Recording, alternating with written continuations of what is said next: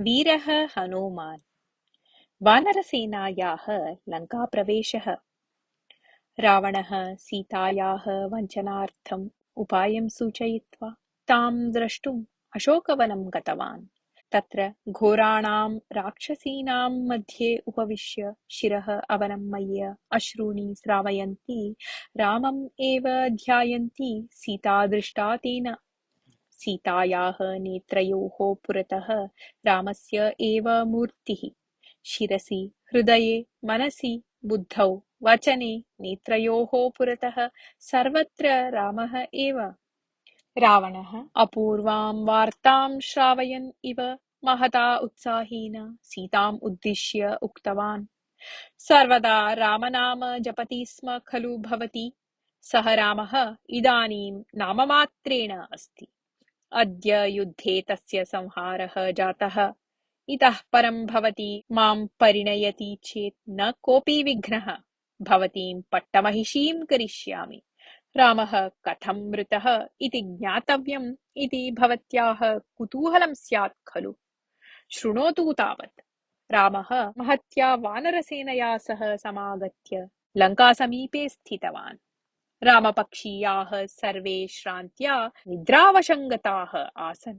तदा अस्माकं सेनापतिः प्रहस्तः सेनया सह गत्वा वानरसेनां समूलं नाशितवान्। रामस्य शिरसः छेदनम् अपि तेनैव कृतम्। ततः पलायनार्थम् उद्युक्तं विभीषणं राक्षसाः गृहीतवन्तः। सुग्रीवः लक्ष्मणः च कथमपि सजीवं पलायितवन्तौ। हनुमान् जाम्बवान् इत्यादयः वानराः शिरच्छेदं प्राप्य रणाङ्गे पतिताः। मृतानां वानराणां शवानां राशिः दृश्यते रणाङ्गणे। यदि इच्छा तर्हि भवती एव मया सह आगत्य सर्वं प्रत्यक्ष्यं पश्यतु। ततः पूर्वम् अन्यदपि द्रष्टव्यम् अस्ति भवत्या इति। अनन्तरं समीपस्थां काञ्चित् राक्षसीम् आहूय उक्तवान् सः। रामस्य मुण्डम् आनीतवन्तं विद्युज्जिह्वम् आह्वयतु तावत् इति। विद्युज्जिह्वः रामस्य मुण्डं धनुः च आनीय रावणस्य पुरतः संस्थाप्य नमस्कृत्य विनयेन स्थितवान्। विद्युज्जिह्वा तत् मुण्डं सीतायाः पुरतः स्थापयतु। येषा मन्दभाग्या स्वपत्युः दुर्गतिं प्रत्यक्षं पश्यतु तावत् इति आदिष्टवान् रावणः। विद्युज्जिह्वः रामस्य मुण्डं सीतायाः पुरतः स्थापयित्वा पार्श्वे मौनं स्थितवान्। रावणः विद्युज्जिह्वस्य हस्ते स्थितं धनुः स्वीकृत्य निद्रां कृतवतः रामस्य शिरः छित्त्वा तदीयेन धनुषा सह प्रहस्तः मत्समीपम् आगतः। एतद्धनुः धृतवन्तं मां भवती रामं परिगणयतु। सुखेन कालं यापयतु। मम आश्रयणं विना भवत्याः नान्या गतिः इति उक्तवान्। सीता स्वस्य पुरतः स्थितं मुण्डं परीक्ष्या दृष्टवती। एकैकम् अपि अङ्गं पश्यन्ती अश्रूणि स्रावयन्ती दौर्भाग्यं निन्दितवती। उच्चैः रोदनं कुर्वती मूर्छां गतवती। अल्पे काले पुनः चेतनं प्राप्य रामस्य गुणान् वर्णयन्ती अश्रूणि स्रावितवती। लक्ष्मणद्वारा वार्तां श्रुत्वा कौसल्या हृदयस्तम्भनं प्राप्य दिवङ्गता इति चित्रं सीतायाः मनसि आगतम्। समग्रस्य रघुवंशस्य नाशः जातः इत्यपि भावना आगता। दौर्भाग्यवतीं मां पापिनीं परिणीयता रामेण अनुचितं कृतम् इति वदन्ती सा सकरुणं रोदनं कृतवती। अन्ते सा रावणम् उद्दिश्य अये परस्त्रीहरणचतुर, मां रामस्य शरीरस्य समीपं नयतु। रामस्य चितां प्रविशन्ति अहम् आत्मनः धन्यतां सम्पादयिष्यामि। जीवने एकं वा पुण्यकार्यं करोतु कृपया इति उक्त्वा सगद्गदं रुदती पुनः मूर्छां गता।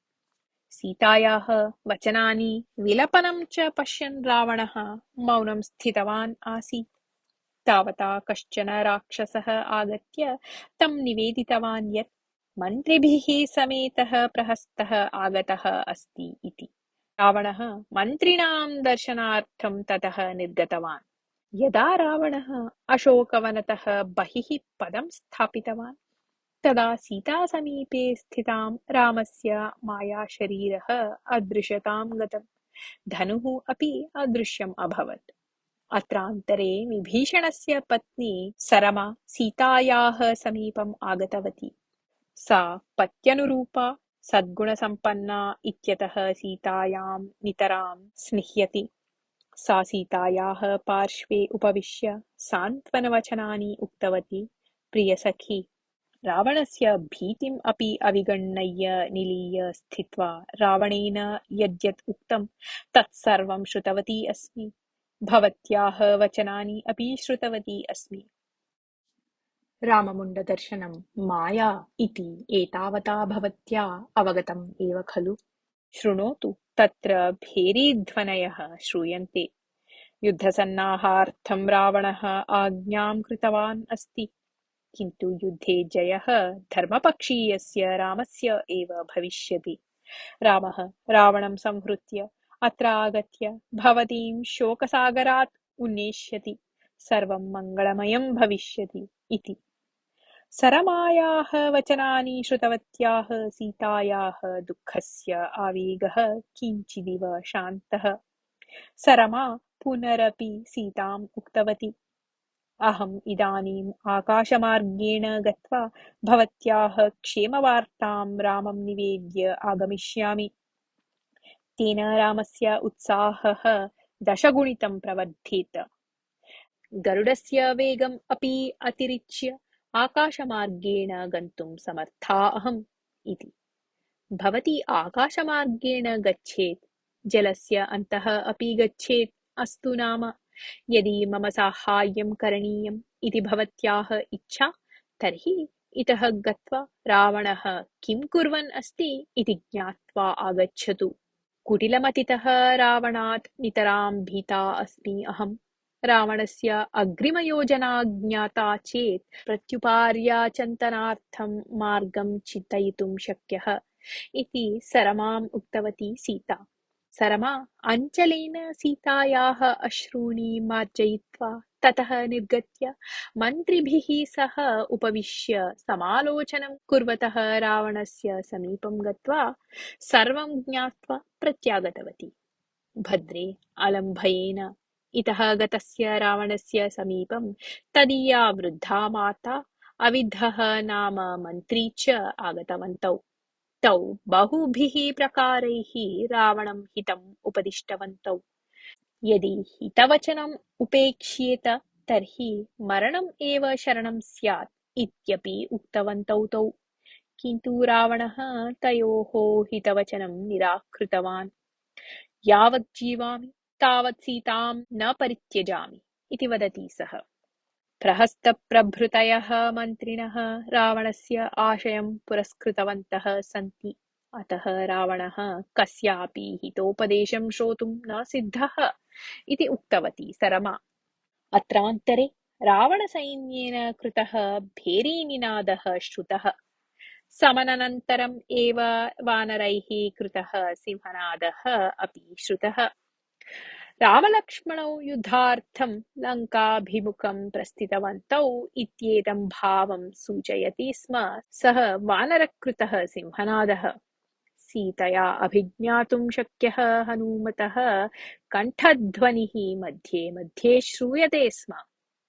वानरसेनायाः कोलाहलं श्रुत्वा रावणः सभाङ्गणं प्रविश्य मन्त्रिणः मेलयित्वा उक्तवान्, हनूमान् समुद्रम् उल्लङ्घ्य आगतः इति, सेतुं निर्माय रामः लङ्कासमीपम् आगतः इति च साभिमानम् उक्तवन्तः भवन्तः इदानीं किमर्थं म्लानमुखाः सन्तः भीरवः इव मौनम् आश्रितवन्तः? स्वकीयम् आशयं वदन्तु तावत् इति। तदा माल्यवान् नाम मन्त्री अग्रे आगत्य उक्तवान्, महाप्रभो, रामस्य बलम् अस्मदपेक्षा अधिकम् इत्यत्र नास्ति सन्देहः। अतः सन्धिप्रस्तावः कृतः चेत् एव वरम् इति भावयामः वयम्। सीतापहारः एव रामवैरस्य हेतुः। अतः सीता प्रत्यर्पिता चेत् रामः अन्यत् किमपि अनपेक्षमाणः इतः निर्गच्छेत्, तदा राक्षसकुलम् अपि रक्षितं स्यात् इति। भवता ब्रह्मणः वरं यदा प्राप्तं तदा देवमानवादिभिः मरणं न भवेत् इति प्रार्थितम्, किन्तु वानरात् भल्लूकात् वा मरणं मा भवतु इति तु न प्रार्थितम्। इदानीं रामेण सह आगताः वानराः भल्लूकाः च, अतः विचिन्त्य निर्णयः वरं सन्धिः एव श्रेयान् इत्यपि निवेदितवान् माल्यवान्। किन्तु मन्त्रिणः माल्यवतः वचनं रावणाय न अरोचत। सः माल्यवन्तं तीक्ष्णदृष्ट्या पश्यन्, भोः, हितवचनकथनव्याजेन मां भीरुताम् उपदिशति वा भवान्? रामः कश्चन असहायः पुरुषः, पिता एव तं राज्यात् बहिष्कृतवान् अस्ति। अरण्ये अटन् कपीनां स्नेहेन जीवन् रामः अतुलितपराक्रमशाली इति कथं वदति भवान्? अहम् अस्मि समर्थस्य राक्षसकुलस्य प्रभुः। सकलेषु देवेषु भीतिं जनितवान् पराक्रमशाली अहम् एव। का न्यूनता दृष्टा मयि येन भवान् माम् एव उपदिशेत्? मम उन्नतिम् असहमानः वा शत्रुपक्षपातेन वा भवान् एवं वदन् अस्ति? प्रत्यर्पणोद्देशेन किं सीता मया आनीता? किं रामेण सह युद्धं कर्तुं भीतिः मम? रावणं माम् इतोपि सम्यक् न अवगतवन्तः भवन्तः। मम शिरसां कर्तनं किम्? एकं केशं कम्पयितुम् अपि न शक्नोति रामः। रामः यदि राक्षसान् नाशयितुं शक्नुयात् तर्हि अहं समग्रं वानरकुलम् एव नाशयिष्यामि। मम कीर्तिः प्रपञ्चे आचन्द्रार्कं यथा तिष्ठेत् तथा करिष्यामि इति उक्तवान्। रावणस्य क्रोधं दृष्ट्वा माल्यवान् मौनम् आश्रितवान्। क्षणकालस्य अनन्तरं जयवचनानि उक्त्वा ततः निर्गतवान् सः। अन्यैः मन्त्रिभिः सह रावणः युद्धचर्याविषये चर्चाम् आरब्धवान्। सर्वैः सम्भूय युद्धतन्त्रं निर्णीतम्।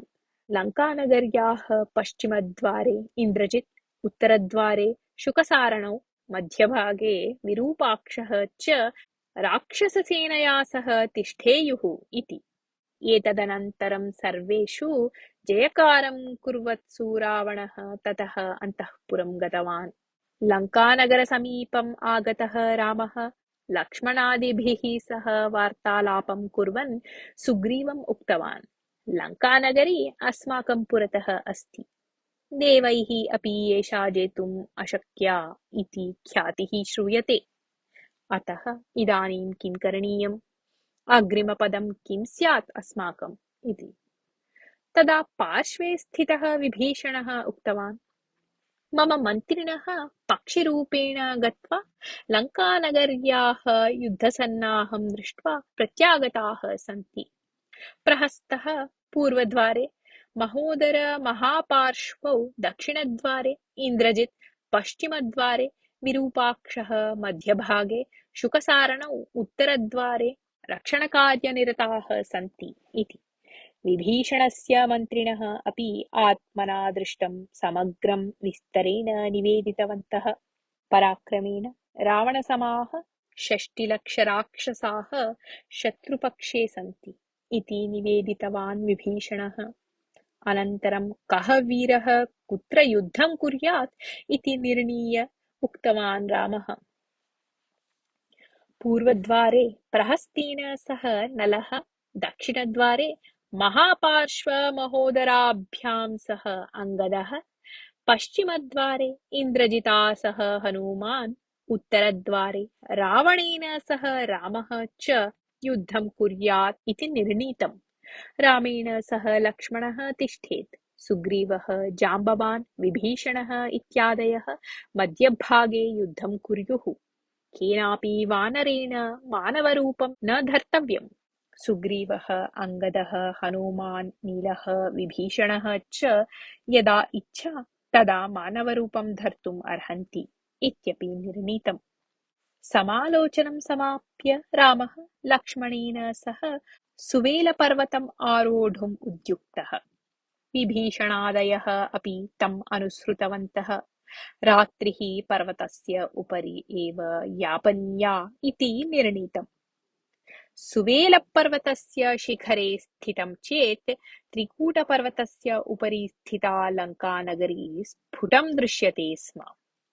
रामादयः लङ्कानगरीं तत्र निवसतः राक्षसान् च दृष्टवन्तः। वानराः सिंहनादं कृतवन्तः। अत्रान्तरे सूर्यः अस्तं गतः। सर्वे सुवेलपर्वतस्य उपरि शयानः रात्रिं यापितवन्तः। प्रातःकाले सुन्दराणि लङ्कानगरीयाणि वनानि उपवनानि च तैः दृष्टानि। रावणस्य प्रासादः उन्नतः आसीत्, विशेषतः अलङ्कृतः आसीत् अपि। प्रासादे स्थितः रावणः दृष्टः सुग्रीवेण।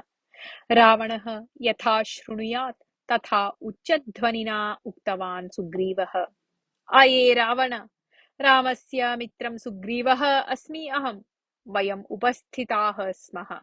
मृत्युः अपि भवतः गृहस्य पुरतः उपस्थितः अस्ति इति। अये वानरराज, अन्वर्थं नाम भवतः। भवतः कण्ठः तुण्डात् यथा पृथक् भवेत् तथा करिष्यामि इति उक्तवान् रावणः। तावता सुग्रीवः ततः उत्प्लुत्य रावणप्रासादं गतवान्। सुग्रीव-रावणयोः बाहुयुद्धं प्रवृत्तम्। दीर्घकालं यावत् तयोः युद्धं प्रवृत्तम्। मुष्टिप्रहारेण, परस्परताडनेन, पातनेन च तौ युद्धं कुरुतः। उभयोः अपि समबलत्वं दृश्यते स्म। क्रमशः रावणे श्रान्तिचिह्नानि दृष्टानि। तदा रावणः मायायुद्धार्थम् उद्युक्तः। एतत् जानन् सुग्रीवः झटिति उत्प्लुत्य आकाशे स्थितवान्। सुग्रीवः अधः आगच्छेत् इति प्रतीक्षमाणः आसीत् रावणः, किन्तु सुग्रीवः रामस्य पार्श्वे गत्वा स्थितवान्। रामः सुग्रीवस्य अविवेकितां निन्दन् उक्तवान्। कमपि अनुक्त्वा किमर्थं गतः भवान्? राजा कदापि अविचिन्त्य किमपि न कुर्यात्। भवतः का गतिः स्यात् इति आतङ्केन वयं सर्वे चिन्ताक्रान्ताः आस्म। भवतः कापि हानिः यदि स्यात् तर्हि अस्माकं स्थितिः शोचनीया अभविष्यत्। रावणं संहृत्य विभीषणाय राक्षसराज्यं समर्प्य अयोध्यां प्रति गन्तव्यम् इति मम सङ्कल्पः।